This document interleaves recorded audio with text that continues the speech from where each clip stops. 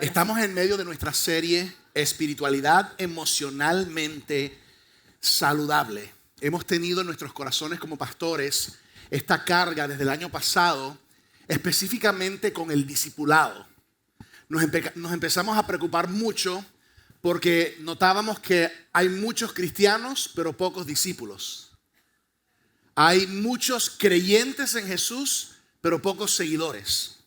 Y cuando miramos la Gran Comisión, que nos enseña que debemos ir y predicar el Evangelio y hacer discípulos, nos dimos cuenta, wow, hay pocos que están haciendo discípulos porque pocos son discípulos. Y eso nos trajo a un punto de empezar a estudiar, bueno, ¿qué es lo que tenemos que traer a nuestra iglesia para ayudar a formar discípulos? Y nos trajo algo interesante porque a pesar de que la oración es importante, la lectura de la palabra es importante, el compañerismo es importante, la guianza del Espíritu Santo es importante, la palabra profética, todo eso es importante, pero una cosa que muchas veces las iglesias y los pastores y los cristianos ignoramos es la salud emocional. Y hay una conexión directa entre la salud emocional y la madurez espiritual. La premisa de este currículo y de este libro del pastor Peter Scazzero, Espiritualidad emocionalmente saludable o emocionalmente sana, se llama el libro. La premisa es que tú no puedes estar espiritualmente maduro y permanecer emocionalmente inmaduro.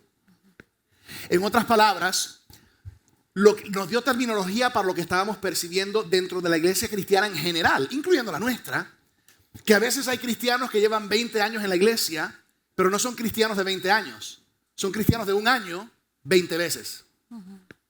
Porque hay mucho tiempo en los caminos del Señor, pero hay poca profundidad. Hay poca madurez. Muchas veces conectado a la falta de salud emocional. Entonces, hemos tomado la decisión, vamos allá. Aunque sea difícil, aunque sea duro, aunque pisemos algunos piececitos, porque algunos quieren escuchar que todo va a ser lindo en tu vida. Hay desafíos y pruebas. ¿Cómo te has sentido tú con esta serie?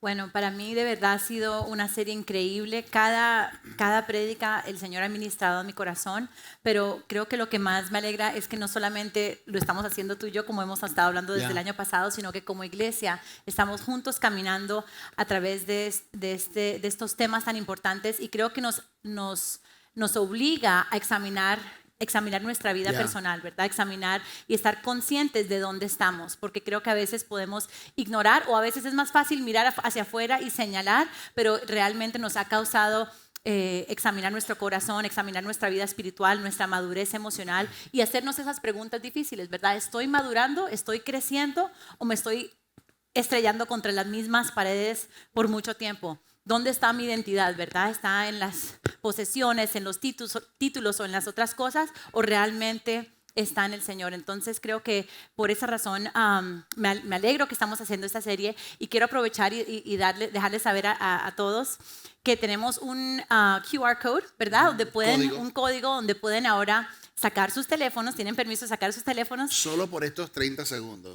Exacto. Saquen sus teléfonos. Y van a escanear ese QR code donde va a llevarles a un enlace donde pueden ir a la página de este ministerio, y tú puedes tomar una evaluación personal de ver cómo estás tú espiritualmente, ¿verdad? Emocionalmente. Ok, te va a decir emocionalmente si eres un bebé, si eres un niño, un adolescente o un adulto. Entonces creo que es importante que nosotros nos examinemos, que seamos honestos, porque esto no es para beneficio de nadie más, esto es para nuestro propio beneficio de reconocer, ok, estoy aquí, ahora ¿cómo puedo tomar esos próximos pasos para seguir creciendo?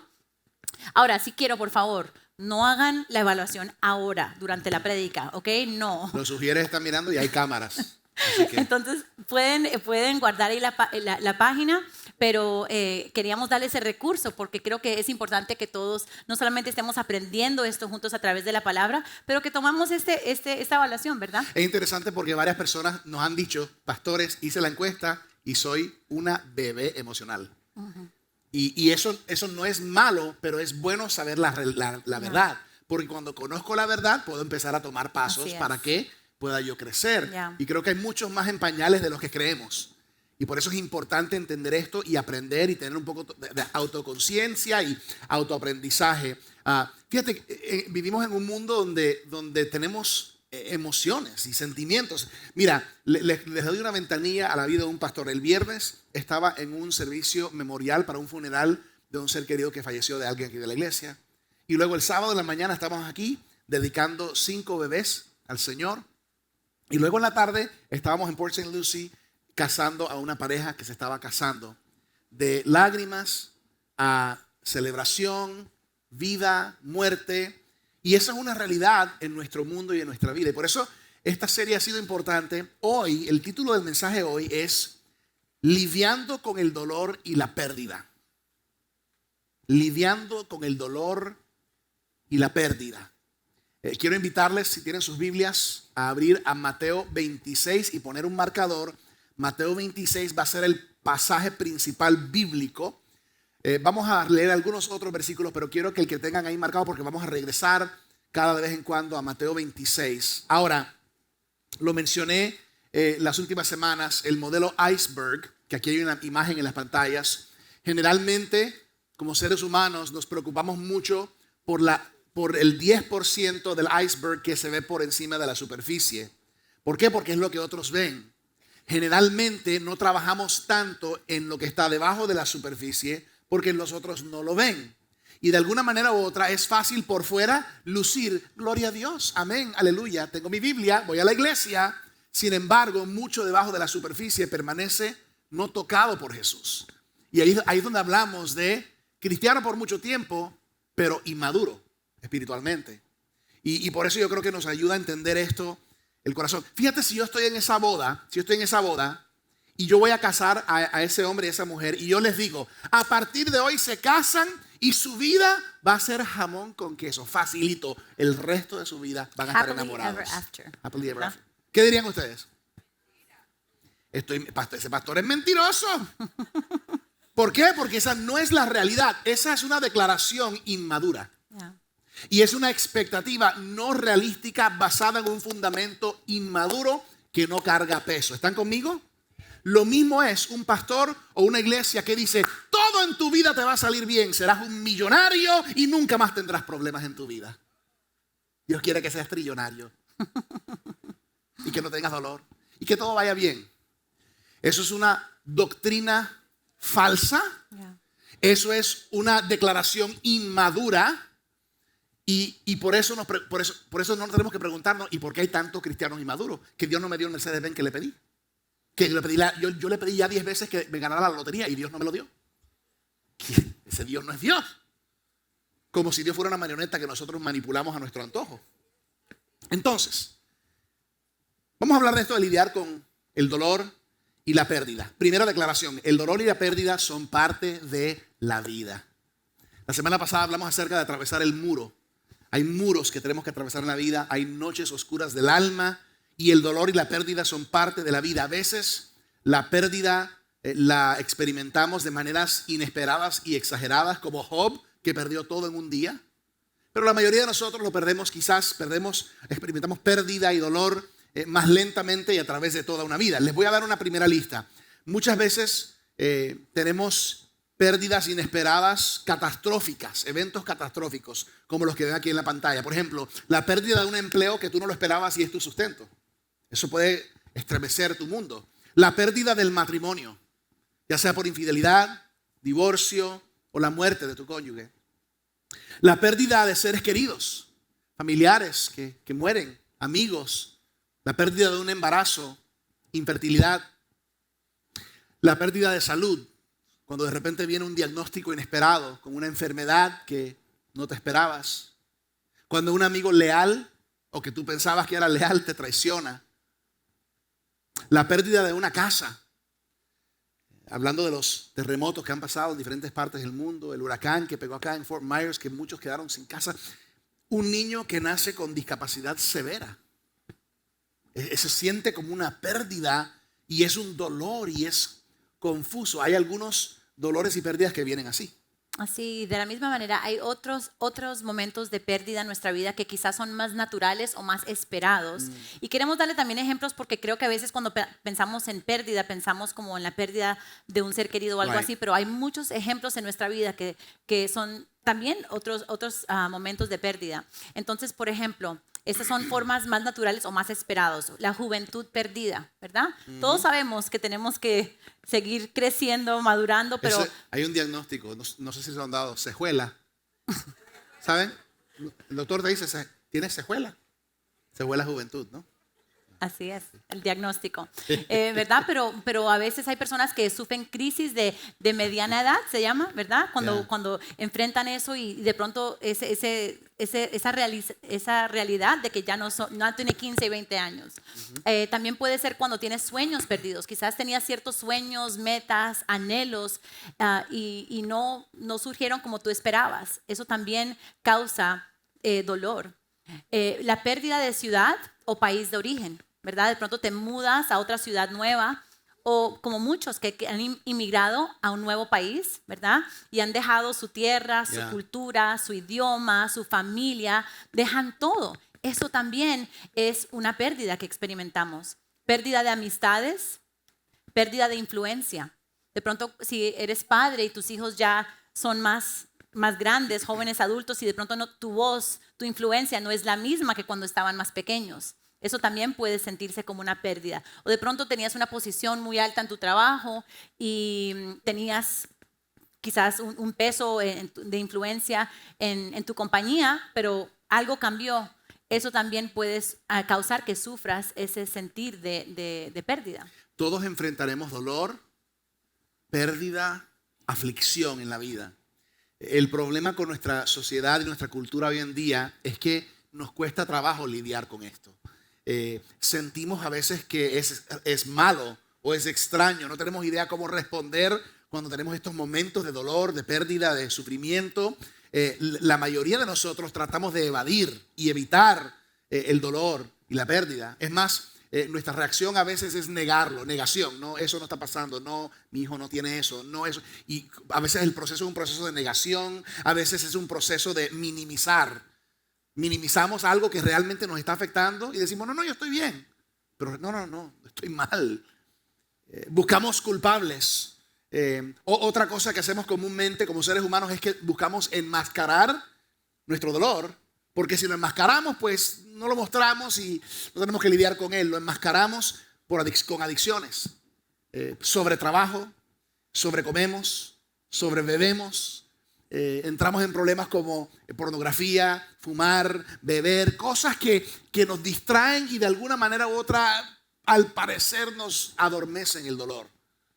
Y la verdad es que a muchos, quizás a todos, no nos enseñaron cómo lidiar con dolor y con aflicción y con pérdida. Muchas veces en nuestras familias no lo hicieron bien y no nos enseñaron. Yo en la universidad nunca tomé una clase cómo lidiar con el dolor. Y a veces hasta en nuestras mismas iglesias no estamos hablando suficiente de los principios bíblicos que nos ayudan con esto. Y el instinto humano es quiero huir porque no quiero dolor. Y aquí está la premisa del mensaje de hoy. La idea principal de hoy, escúchame, es Dios usará el dolor y la pérdida para hacerte crecer y madurar. Amén. Amén. Esa es la verdad y eso es parte del discipulado. Eso es parte de la madurez espiritual. Ahora, quizás esto no puede ser un tema muy popular en las iglesias hoy en día, pero realmente si vemos en la palabra de Dios es un tema que es muy significante. La Biblia tiene mucho que decir acerca de lo que es la pérdida, el dolor. Hay 35 capítulos en el libro de Job donde describe todo el dolor, la angustia, la ira, hasta pensamientos de quitarse su propia vida. 2/3 de los salmos son salmos de lamento o de quejas a Dios. El libro de Eclesiastés nos enseña que hay un tiempo para todo. Así como hay un tiempo para reír, también hay un tiempo para llorar, ¿verdad? Hay un libro entero en el Antiguo Testamento que se llama Lamentaciones. Yeah. Jesús oró con llanto, con lágrimas. Y esto es la realidad y es parte de nuestra vida espiritual. Entonces no podemos ignorarlo y no podemos rechazarlo. Mira lo que nos dice el Señor en Salmo 34:18. Dice, el Señor está cerca de los quebrantados de corazón y salva a los de espíritu abatido. Yeah. Mira, ese versículo no está en la Biblia por accidente. ¿Saben por qué está ese versículo en la Biblia? Porque hay gente que tiene el corazón quebrantado. Yeah. Y dice la palabra y el Señor dice, el Señor está cerca de los quebrantados de corazón y salva a los de espíritu abatido. Yeah. Quizás tú te sientes así hoy. Vamos a orar para que el Espíritu Santo hable y ministre nuestros corazones hoy. Amén. Amen. Señor, ahora mismo nos disponemos para escuchar y recibir y asimilar y absorber la riqueza y la bendición de tu palabra. Ayúdanos a no solamente escuchar, sino a comprender los principios de tu palabra. Te pido por el adolescente más joven de middle school que esté aquí, al adulto más maduro que esté aquí, que todos podamos recibir, comprender y ser ministrados por tu Espíritu Santo. En el nombre precioso de Jesús. Amén. Amén, amén, amén. Vamos a Mateo 26 y vamos a hablar acerca de Jesús en el jardín. Jesús en el jardín de Getsemaní. Mateo 26, pueden ir abriendo sus Biblias. Ahora, es emocionante unirnos con Jesús si vamos a caminar en el agua. ¿Cuántos se apuntan para ese field trip? Es emocionante andar con Jesús cuando va a hacer un milagro, por ejemplo, multiplicación de panes y peces, sanguchito de pescado para alguien. Eso es emocionante, pero ¿saben? Hay pocos que se apuntan para el field trip del jardín de Getsemaní con Jesús. ¿Por qué? Pues vamos a averiguar ahora. Mateo 26, versículo 36. Y dice así: luego fue Jesús con sus discípulos. ¿Con quién? Con sus discípulos a un lugar llamado Getsemaní. Digan Getsemaní. Y les dijo: siéntense aquí mientras yo voy más allá a orar. Pero se llevó a Pedro y a los dos hijos de Zebedeo. Entre esos Juan, ¿no? Y comenzó a sentirse triste y angustiado. Pausa. ¿Cómo empezó a sentirse Jesús? Triste y angustiado. ¿Quién se sintió triste y angustiado? Jesús. Wow. Lección importante. Mira lo que dice. Es tal la angustia que me invade que me siento morir. Les dijo. Pregunta, ¿quién está hablando? Jesús. ¿Se dan cuenta? Es tal la angustia que me invade que me siento morir. ¿Alguien ha estado ahí? Una angustia que te invade, que tú dices, no sé cómo. Este es Jesús, nuestro Mesías, nuestro Salvador. Y dice, quédense aquí y manténganse despiertos conmigo. Jesús está extremadamente afligido, pero ojo, no lo ignora y elige prestarle atención. Vamos a hablar hoy las tres fases de la aflicción bíblica. Porque déjame decirte, hermano, enfrentarás aflicción. La pregunta es, ¿cómo lo vas a enfrentar? ¿A la manera del mundo? ¿A tu propia manera? ¿O la manera bíblica? Fase 1, ahí conmigo. Fase 1, presta atención a tu dolor y aflicción. Esto para muchos es una lección, especialmente para gente mayor, porque no nos enseñaron esto, especialmente en los tiempos antiguos, la vieja guardia.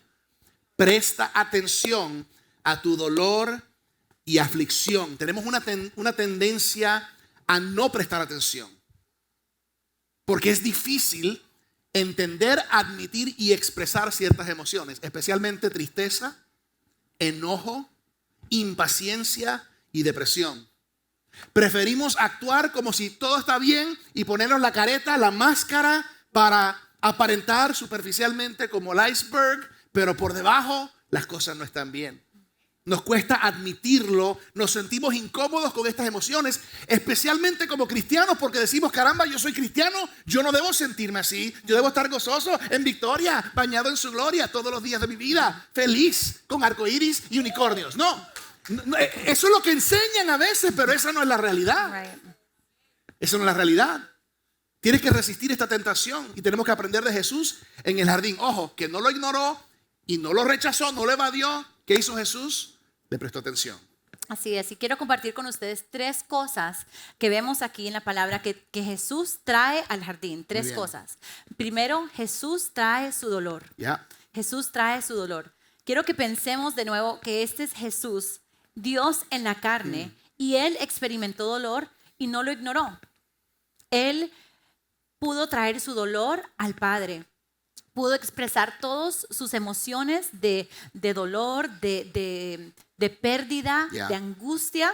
Y esto es un ejemplo muy importante para nosotros, porque creo como dice el pastor Virgilio, a veces aún como cristianos es más difícil porque creemos esa mentira de que nosotros no debemos experimentar esos sentimientos. Pero si Jesús, siendo Dios en la carne, lo experimentó, nosotros somos seres humanos que también tenemos momentos en nuestra vida donde va a haber dolor, donde va a haber sufrimiento, donde va a haber angustia. Entonces, primero Jesús trae su dolor, nosotros podemos traer nuestro dolor al Señor. A veces pensamos que lo único que debemos traerle al Señor es gratitud y alabanza. Y amén, sí, tenemos que traerle gratitud y alabanza al Señor, pero también podemos traerle nuestro dolor. Mira lo que dice Primera de Pedro 5:7. Dice, pongan todas sus preocupaciones y ansiedades en las manos de Dios porque Él cuida de ustedes. Wow. Aquí nos está instruyendo la palabra de Dios que debemos traer toda ansiedad, toda preocupación, todo dolor, que lo traemos a Dios. ¿Okay? Entonces, número 1, aprendemos que Jesús trae su dolor. Segundo, Jesús trae su gente. Jesús trae su gente. Mira que nos enseña aquí que Él no llamó a todos los 12 discípulos, pero llamó a los 3 más cercanos. Y eso nos enseña a nosotros que nosotros no debemos atravesar esta jornada de dolor o este momento de sufrimiento solos. Necesitamos personas en nuestra vida. Ahora, no cualquier persona, pero personas que pueden, o sea, que podemos confiar en ellos, que sabemos que nos aman, que van a estar ahí no para condenarnos o juzgarnos, pero para llorar con nosotros, para orar con nosotros, para levantarnos en esos momentos. Si Jesús necesitaba a sus 3, ¿verdad? O sea, sus 3 más cercanos amigos, ¿cuánto más necesitamos nosotros también tener personas con quien pasar esos momentos de dificultad? Él comparte con ellos. Imagínense Jesús, Dios en la carne, comparte y expresa a sus discípulos, mira, estoy pasando por un momento de angustia y necesito que estén conmigo. ¿Por qué entonces luchamos con expresar nuestra realidad, nuestras emociones con las personas en que amamos? Yo no sé si soy la única, pero muchas veces siento como que estoy pasando por algo difícil, pero no quiero decir nada porque no quiero cargar a nadie más, ¿verdad? No quiero ponerle un problema más a esta persona, ¿verdad? Pero eso no es lo que modela Jesús. Él dice, mira, no es a todo el mundo, pero ahí tienen que haber, todos debemos tener personas en nuestra vida que sabemos que nos van a apoyar, que van a orar con nosotros, que nos van a levantar en esos momentos. Y eso es bien importante. Entonces, número 1, Jesús trae su dolor. 2, Jesús trae su gente. Y número 3, Jesús trae sus oraciones. Él procesa este dolor y esta angustia con el Padre. Una vez más vemos un ejemplo de la relación vertical que Él tiene con el Padre, ¿verdad? Que Él no se lo aguanta, no lo embotella, Él lo expresa. Él trae su dolor en oración, ¿verdad? Él lo habla. Y quiero que se imaginen, Jesús no está orando en el jardín así como, Señor, Padre, vengo delante de ti, estoy pasando por un momento difícil de angustia. No, Él permite que expresar toda su angustia. Está clamando al Padre en oración. Él está procesando este dolor. Dice, vamos a leerlo más adelante, que en este mismo pasaje vemos que Jesús se postró, o sea, estaba tirado, sin su rostro en la tierra, en desesperación por todo lo que estaba sufriendo. Mira lo que dice el Salmo 18:6. Dice, en mi angustia invoqué al Señor, clamé a mi Dios y Él me escuchó desde su templo. Mi clamor llegó a sus oídos. Wow.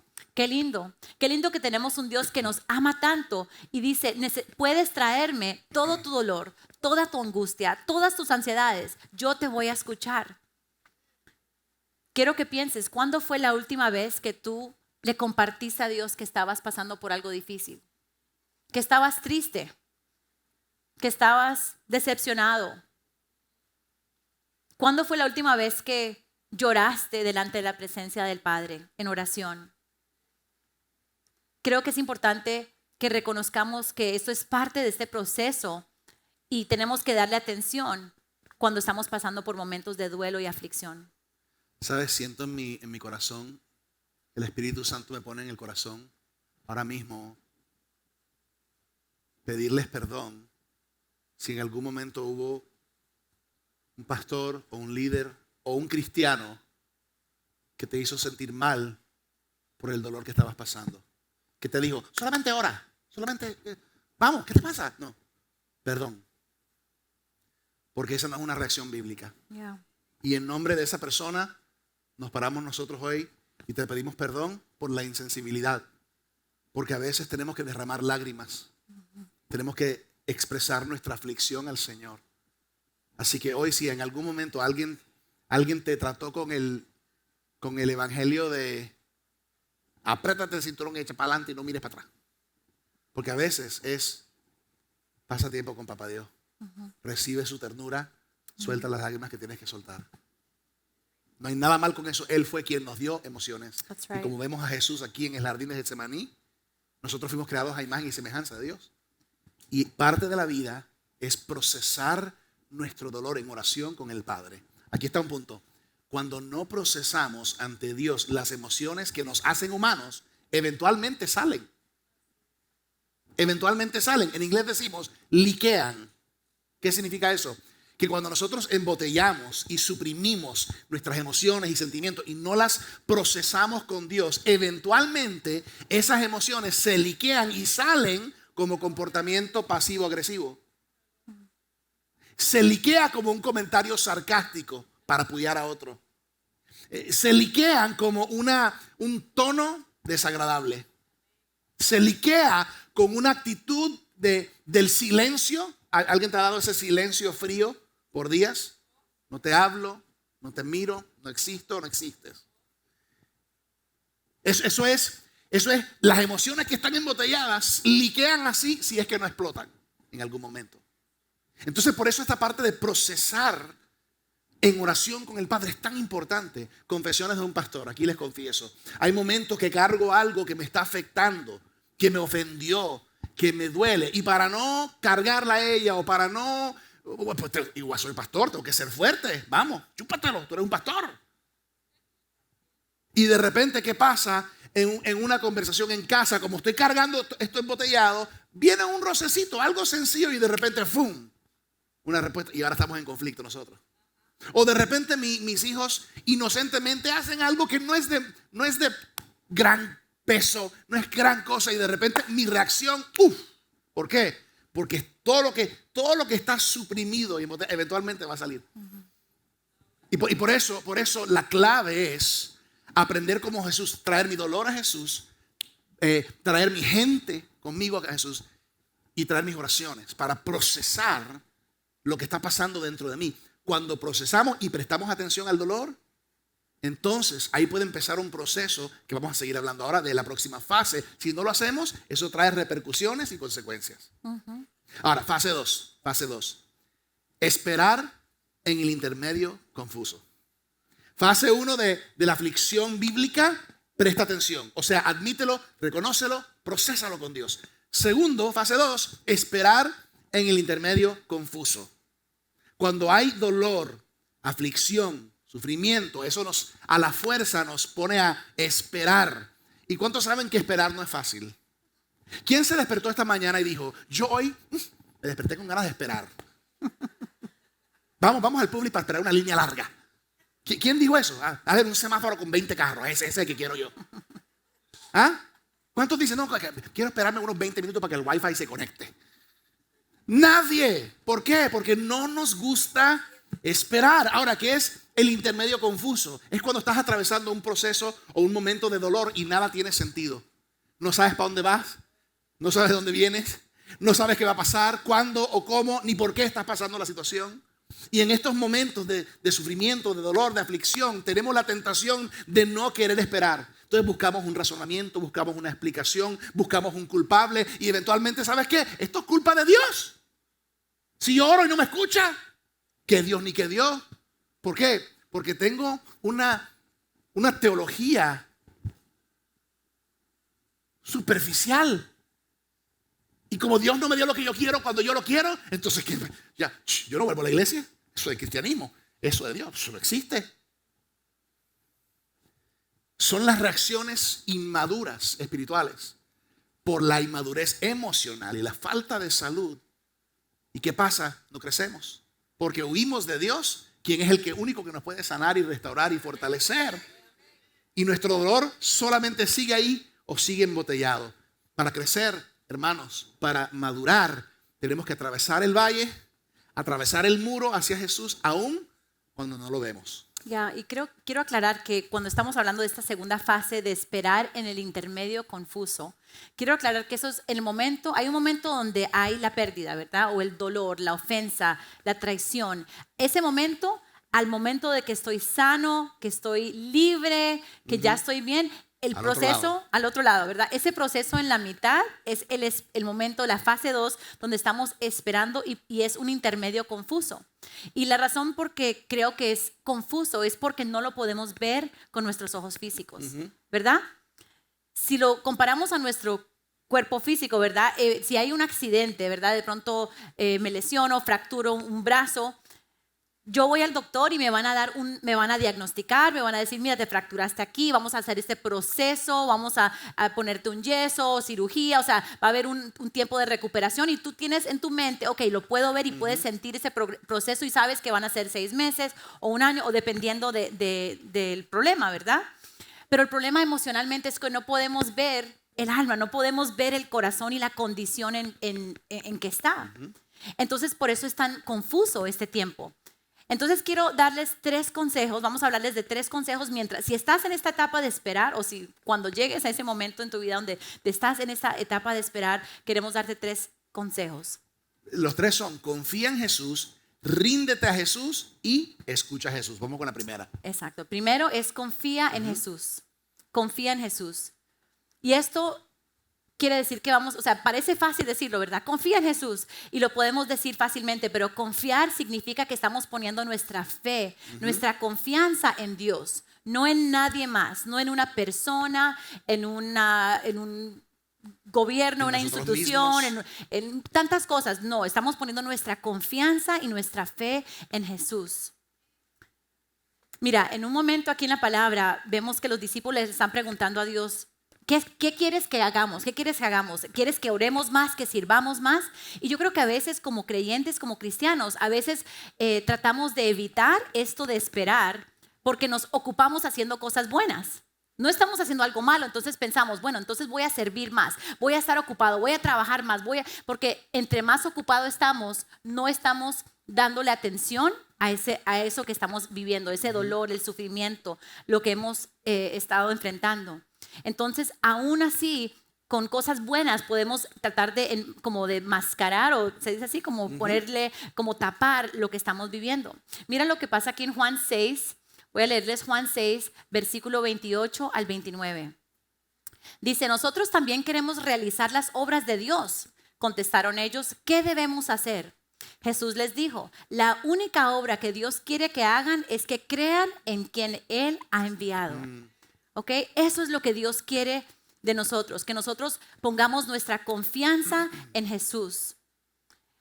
Y esto puede ser día a día, pero también a veces dependiendo de tu situación, puede ser un proceso de minuto a minuto. Pero es importante que pongamos nuestra confianza en Él. Mientras esperamos, hay que confiar en Jesús. Segundo, ríndete a Jesús. ¿Qué significa ríndete? Significa ríndete. Significa entrégalo, significa suéltalo, significa surrender.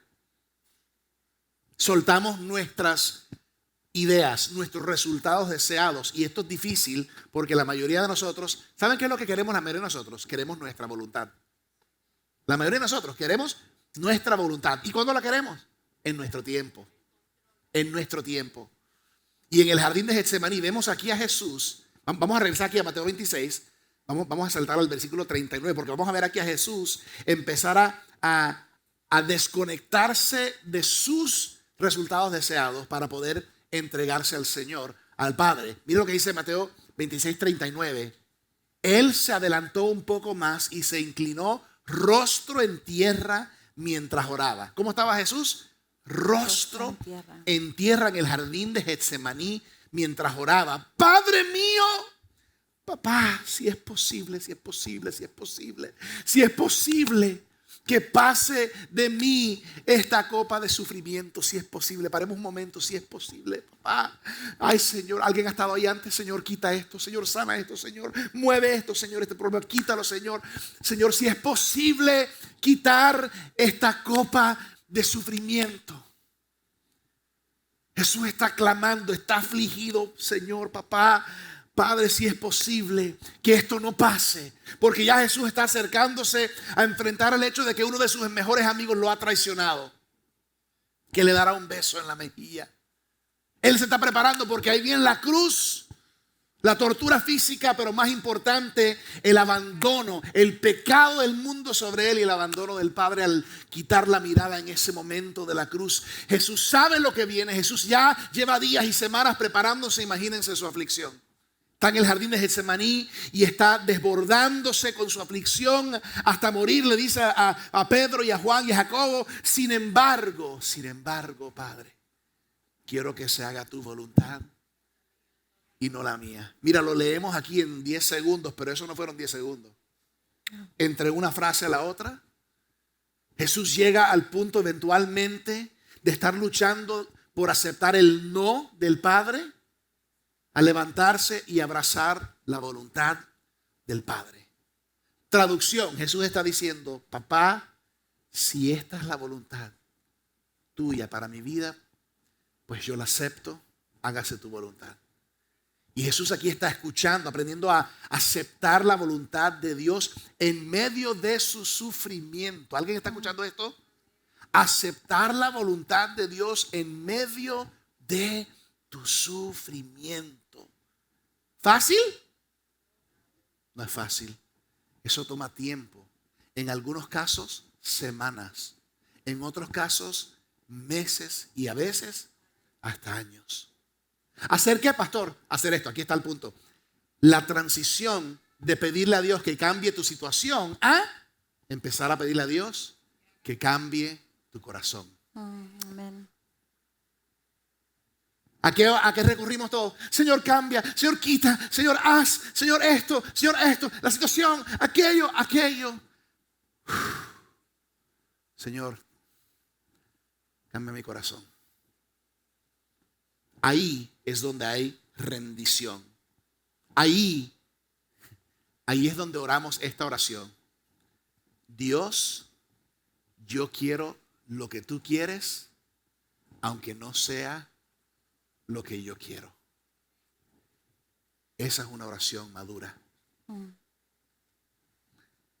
La mayoría: Señor, yo quiero lo que yo quiero,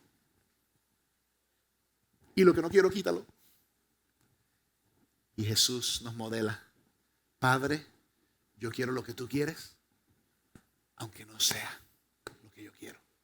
Yeah.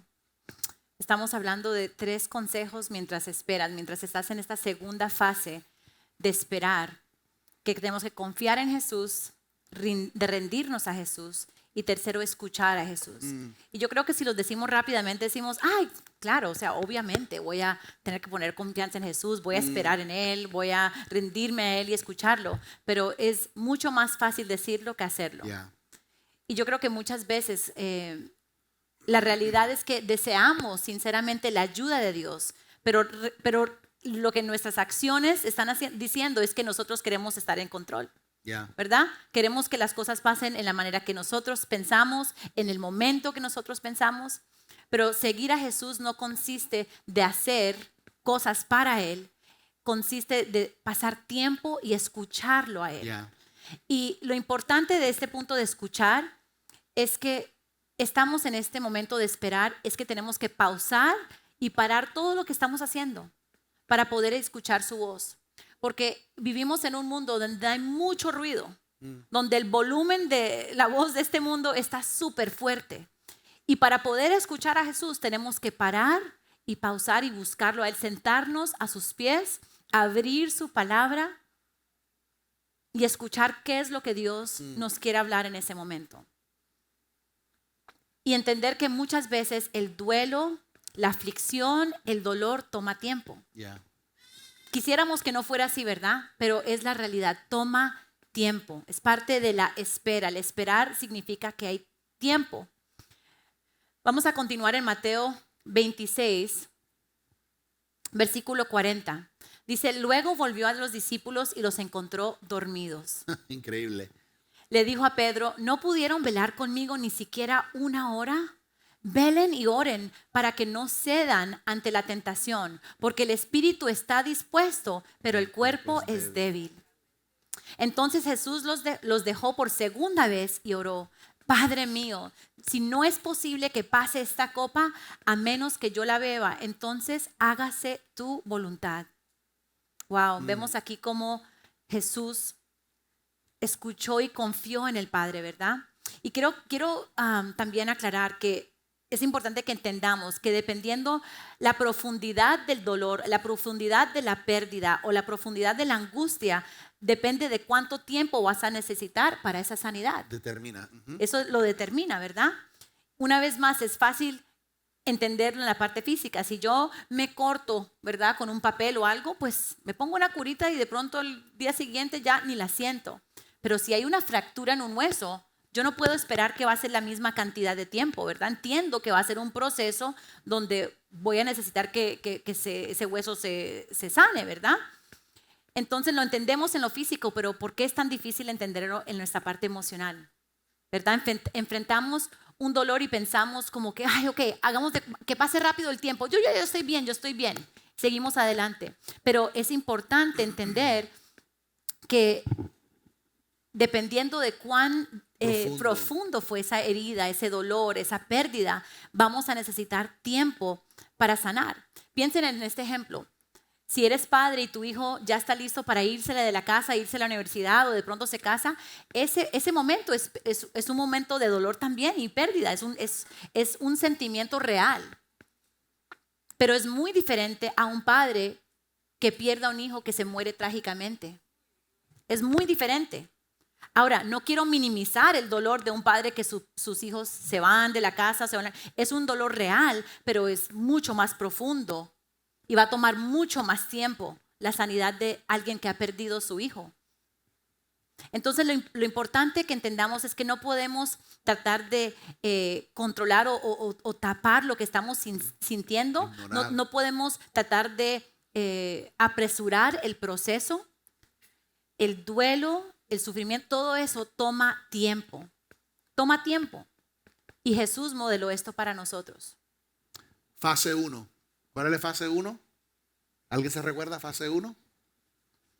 Presta atención a tu dolor. O sea, admítelo, reconócelo para que lo puedas procesar con Dios. Fase 2, espera en ese intermedio confuso. Última fase, fase 3. Deja que lo pasado dé a luz a lo nuevo. Estamos hablando del punto donde por fin podemos atravesar el muro, donde podemos atravesar ese proceso hacia la sanidad. Es difícil de comprender esto, pero hay dones que nos esperan al otro lado del dolor. Hay regalos que nos esperan al otro lado de la tristeza, si esperamos en el Señor.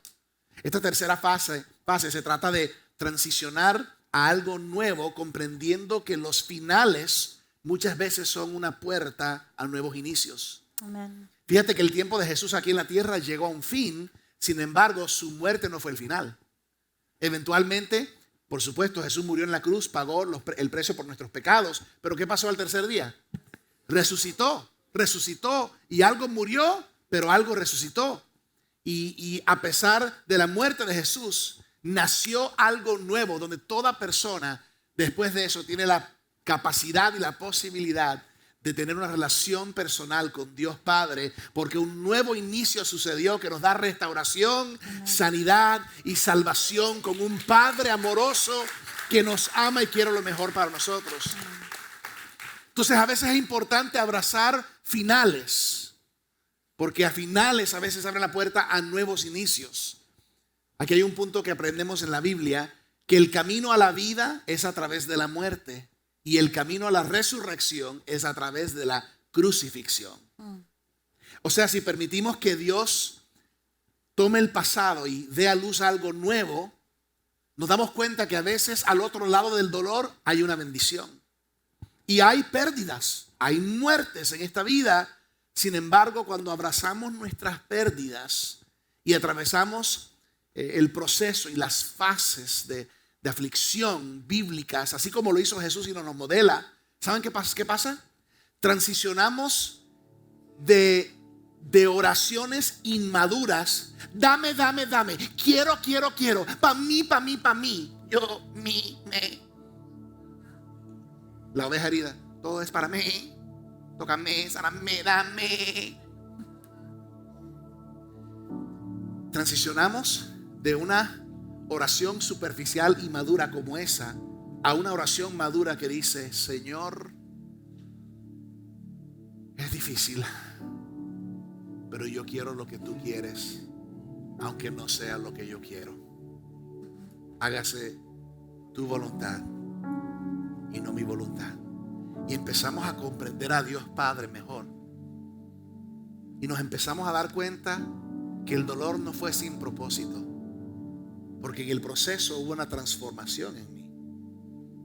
Algo murió para que algo pudiese nacer. Por eso Juan 12:24, mírenlo aquí en las pantallas: les digo la verdad, el grano de trigo, a menos que sea sembrado en la tierra y muera, queda solo. Sin embargo, su muerte producirá muchos granos nuevos, una abundante cosecha de nuevas vidas. Deja que lo viejo o lo pasado dé a luz lo nuevo, abrazando momentos de aflicción, de dolor, entendiendo que puede ser el proceso hacia algo nuevo que Dios quiere hacer. Recuerda que al otro lado de la cruz está la resurrección. Entonces, ¿cómo lidiamos con la aflicción bíblicamente? Prestamos atención al dolor y la aflicción. Segundo, esperamos en ese tiempo confuso intermedio, pero eventualmente nos lleva a un punto de rompimiento donde lo pasado da a luz lo nuevo. Amén, amén. Queremos concluir este mensaje enseñándoles un poco acerca de lo que aprendimos acerca de Jesús en el jardín. Jesús fue probado en el jardín. Vamos a continuar en Mateo 26, versículos 43 al 44.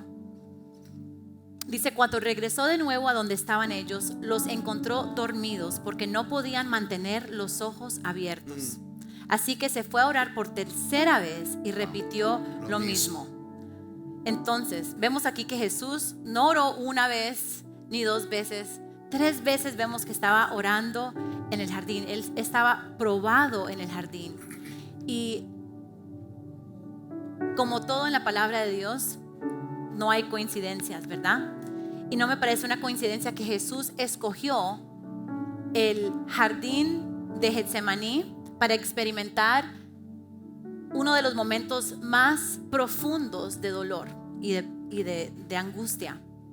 Porque la palabra Getsemaní, bueno, primero que todo les digo, Getsemaní era un huerto de olivos, ¿ok? Un jardín de olivos.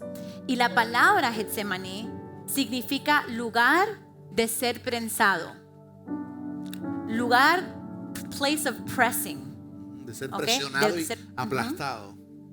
Y creo que el olivo es una imagen tan hermosa de por qué nuestros corazones tienen que atravesar momentos de sufrimiento y de ser presionados. Quiero enseñarles unas cosas que aprendí acerca del olivo. Primero que todo, el fruto del olivo es un fruto que es duro, que solamente para poder, ¿cómo se dice? Harvest, cosecharlo. No es simplemente como que coges el olivo. Tiene que haber lluvia de horas, de mucho tiempo, para que el olivo esté suficientemente suelto para poder cosecharlo. Segundo, el olivo, la fruta del olivo es naturalmente amarga. Es tan amarga que dicen que si te lo tratas de comer así crudo, te puedes enfermar. Entonces para poder ser útil o ser de beneficio, tiene que pasar por un proceso muy específico. Es un proceso largo donde después de cosechar, pues se tiene que lavar, luego se tiene que partir. Se tiene que partir ese olivo. Después pasa por un proceso de ser remojado, muchas veces en vinagre, agua con vinagre. Después pasa muchas veces por un proceso de ser salado y esperar en ese proceso. Es un proceso largo, pero ese proceso lo sana, lo cura de su amargura.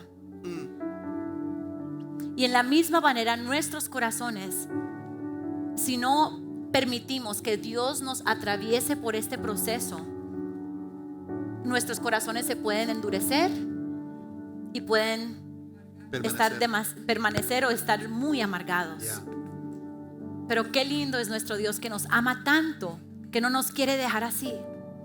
Él quiere caminar con nosotros a través de un proceso de sanidad, a través de nuestro sufrimiento, donde a veces nos sentimos que somos partidos, que estamos remojados en algo que fuera agua con vinagre, ¿verdad? Un proceso de esperar.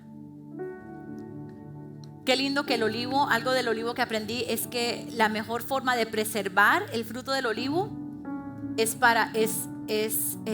prensarlo o ¿cómo se dice? Press it, to crush it, aplastarlo, presionarlo, para poder extraer lo más valioso del olivo, que es el aceite.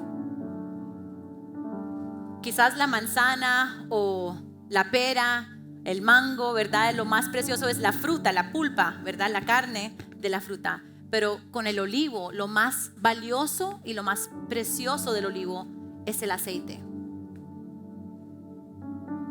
Pero para poder sacar ese aceite, tiene que atravesar un proceso. Y lo mismo es igual para nosotros. Muchas veces nos sentimos como si estuviéramos presionados. Pero quiero recordarte, si estás en ese lugar hoy, que quiero recordarte que el estar presionado no es el final. Hay un propósito en esa presión, hay un propósito en ese sufrimiento que estás atravesando. Quiero leerles 2 Corintios 4, del 8 al 10. Dice: por todos lados nos presionan las dificultades, pero no nos aplastan. Amén. Estamos perplejos, pero no caemos en la desesperación. Amén. Somos perseguidos, pero nunca abandonados por Dios. Somos derribados, pero no destruidos. Yes. Mediante el sufrimiento, nuestro cuerpo sigue participando de la muerte de Jesús, para que la vida de Jesús también pueda verse en nuestro cuerpo. Wow. Quizás tú estás atravesando tu jardín Getsemaní ahora mismo. Quizás estás experimentando prensa, presión, aplastado. Y de repente tú y yo sentimos o pensamos que es sin razón, es simplemente cruel, y estamos aquí para decirte no, porque al otro lado de la presión está el aceite. Cuando Jesús fue prensado, presionado en el jardín de Getsemaní, sabiendo que venía la cruz, al otro lado de la cruz estaba el aceite. Al otro lado del dolor y la aflicción estaba el aceite. Lo más valioso, fíjate que el aceite es un simbolismo de la presencia del Espíritu Santo en nuestras vidas. La unción. ¿Cómo aprender con madurez, salud emocional y madurez espiritual, que Dios está obrando en nuestro jardín? Cuando estoy siendo triturado, cuando estoy siendo presionado, Dios está trabajando en mí. Y al otro lado de la presión hay aceite. Dios nos invita a perseverar en Él, para que Él suavice nuestro corazón, que a veces quiere quedarse duro como el olivo. Y necesita ser procesado, necesita ser prensado, necesita ser lavado. Pero al otro lado está el aceite. Hay esperanza en Cristo Jesús. Amén. Nos despertamos diciendo: ay, sí, Señor, quiero pruebas, vamos, quiero aflicción. No queremos aflicción, no queremos dolor y sufrimiento. Pero cuando lo enfrentamos, aquí tenemos la respuesta bíblica, el modelo que nos da Jesús. Presta atención a tu dolor. ¿Cómo vas a prestar atención a tu dolor? Trae tu dolor, trae tu gente, trae tus oraciones y procésalo con el Padre. Pero luego hay un proceso de esperar, porque eso no es de un día para otro. Hay que esperar en el intermedio confuso. ¿Cómo esperamos? Pues confiamos en Jesús, lo rendimos todo ante Jesús y escuchamos su prescripción. ¿Cuál es el proceso? ¿Cuál es la rehabilitación? confiamos en ti. Lo cual nos lleva a la salida, que es cuando dejamos que lo pasado dé a luz algo nuevo. ¿Qué es lo nuevo? Es el aceite, es lo más valioso. Y de repente salgo de la prueba no quejándome, Dios, no. Dios, yo quiero lo que tú quieres, aunque no sea lo que yo quiero. Esa es la oración de un cristiano maduro. Quiero hacer 2 oraciones. La segunda va a ser para todo aquel que está lejos de Dios y quiere hoy acercarse y conocerle. Pero, Pastora Gislén, si puedes orar ahora mismo por cualquier persona. Y creo que la última pregunta es: ¿qué te está enseñando Jesús en tu jardín ahora mismo? Oremos por las personas que están atravesando su Getsemaní y que necesitan un toque del Señor y del aceite del Espíritu Santo. Amén. Vamos a orar. Padre, venimos delante de tu presencia, Señor, en este día, dándote gracias, Señor, porque sabemos que tú estás aquí. Tú nos escuchas, Señor, tú nos ves.